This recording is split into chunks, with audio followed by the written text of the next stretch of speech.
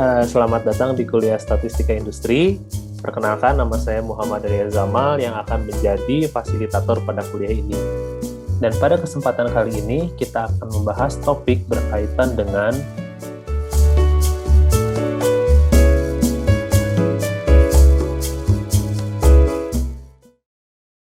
Nah, ini ada metode lain. Sebetulnya kalian mau membandingkan rataan. Jadi caranya itu pakai metode grafis.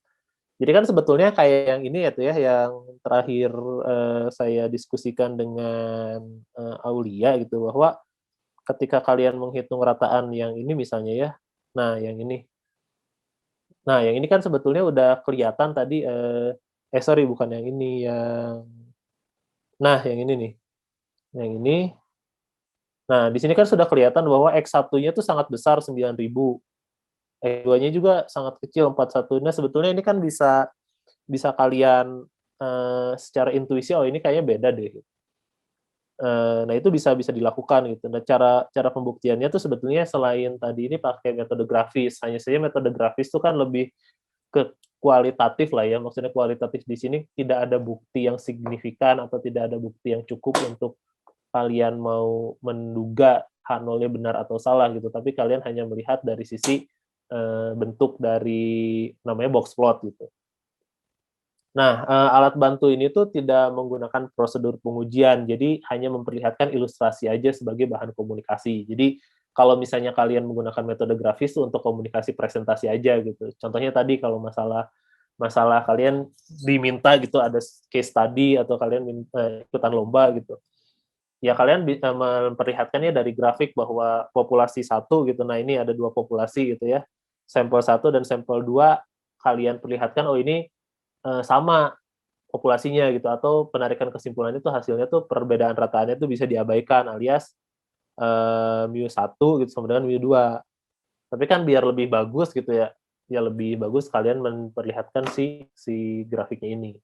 Nah, caranya adalah menggunakan box plot gitu. Nah, ini cara kasarnya, sekali lagi ini cara kasar adalah kalian melihat garis presentil ke-25 atau presentil pertama, kan presentil 1, 2, 3, 4. Ini presentil pertama, presentil kedua, dan presentil ketiga ini presentil 25, 50, 75, dan ini presentil 100 gitu ya. Kurang lebih seperti itu. Jadi kalian menunjukkan kalau misal garis presentil ke-25 melebihi garis median, menunjukkan adanya perbedaan. Nah, kalau dari box plot ini mana yang disebut presentil kedua, ketiga, dan seterusnya. Nah, ini presentil ke-25 tuh lihat yang namanya box plot, si data itu terkumpul di sini. Ini data yang terkumpul. Oke. Nah, titik terbawah ini adalah titik minimum dan titik teratas ini titik maksimumnya. Nah, kalau misalnya ada data di titik ini berarti ini outlier. Oke. Nah, kemudian di sini ada, lihat di sini kan dalam bentuk box ya, segi 4.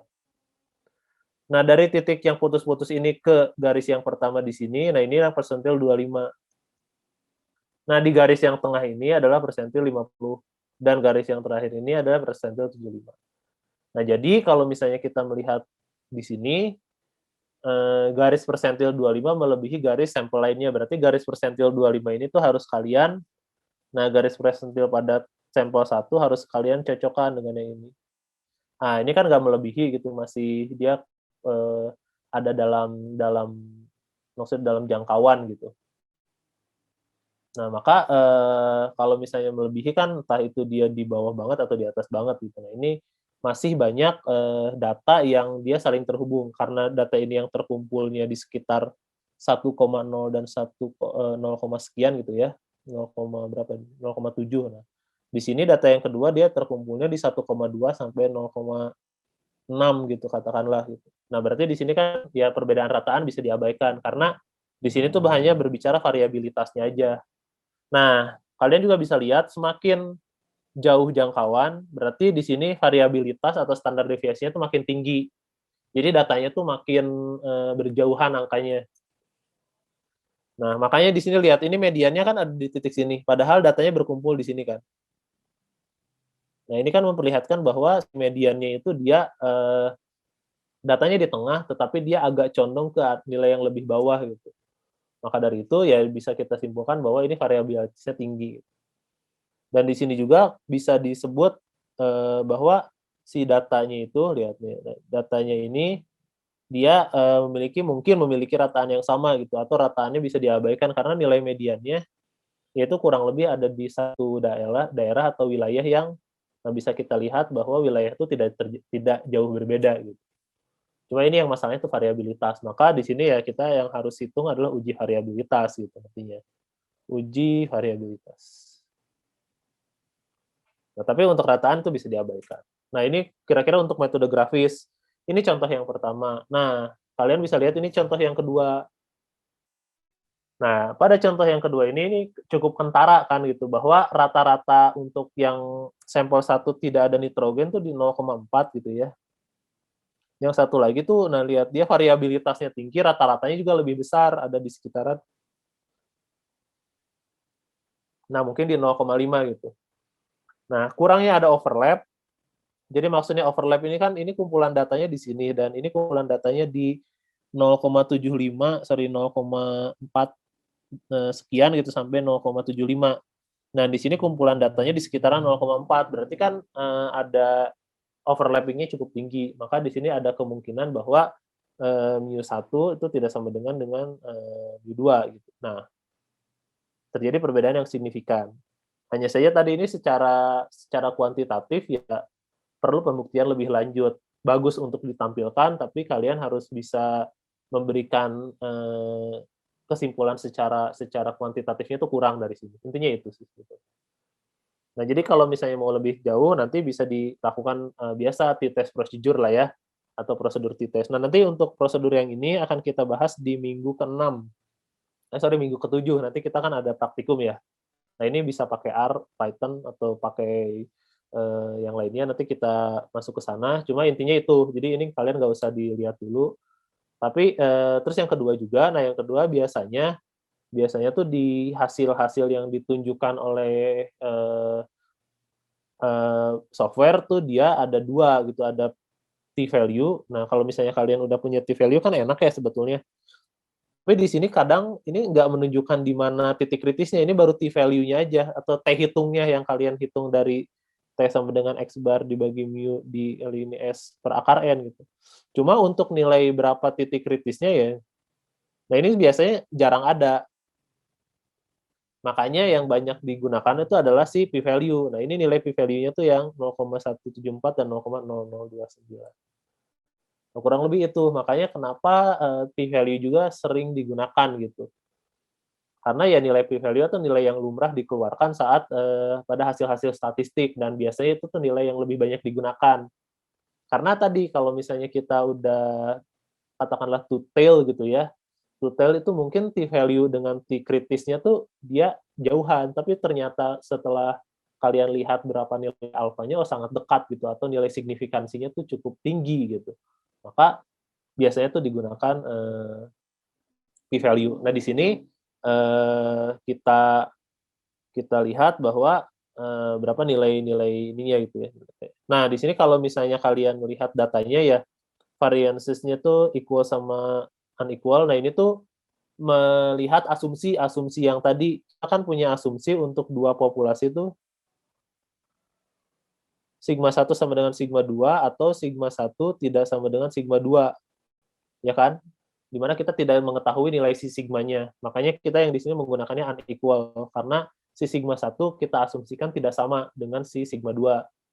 Maka kita mendapatkan nilai p-value-nya 0,029, alias di sini 2,2%.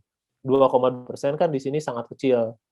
Oke, sangat kecil dibandingkan alfa. Maka di sini mengindikasikan perbedaan rataan atau signifikan. Signifikan berbeda antara non-nitrogen dengan ada nitrogen. Nah, itu kurang lebih cara lain gitu ya, untuk kalian bisa memvisualisasikan datanya dengan baik, dan kalian menyimpulkan datanya dengan benar. Jadi dua metode grafik dan kuantitatif ini tuh saling mendukung satu sama lain untuk kalian bisa memberikan hasil yang cukup bisa tuh membuat orang oh iya oke, kalian telah melakukannya dengan baik.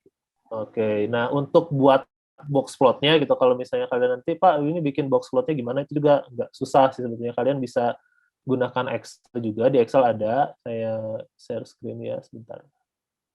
Nah ini udah masuk ya, misalnya kalian tadi punya data, ya ini datanya saya random, data 1, kemudian di sini ada data 2. Nah, caranya untuk si ini ada di, ini insert, nah kalian lihat di ini, di histogram. Jadi histogramnya itu nanti ada bentuknya tuh box and whisker.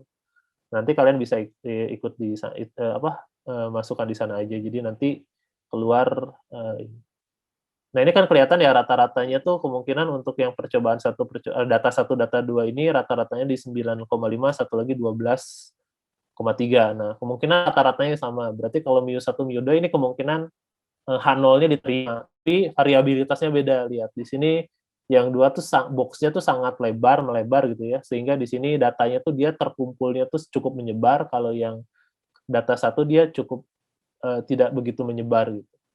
Nah, di sini ada kuantil 1, kuantil 2 bisa kalian hitung juga.